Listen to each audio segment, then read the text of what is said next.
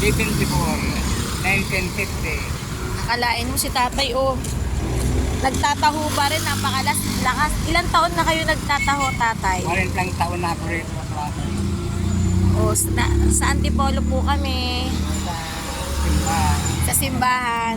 40 years na siyang nagbebenta ng taho at sa edad na 74 years old, still nagtatrabaho pa rin siya. Kasi anong katwiran mo, tatay? Bakit ka naghahanap buhay hanggang ngayon? Ano ko lang kung hindi ako matlambay sa bahay. And then pagka lambay, lalo kang magkasakit. May ina yung labas mo. O, diba, tatay? Tanong kasi tayo, may ano na ipundar mo sa pagtataho mo? Ha?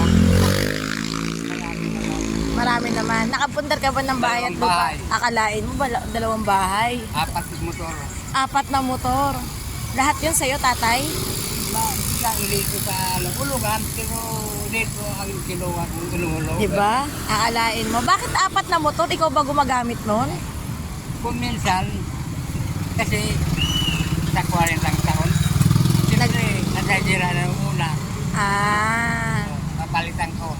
So, naka-4 na motor siya. Nakapalit ako palit. Salamat, tatay.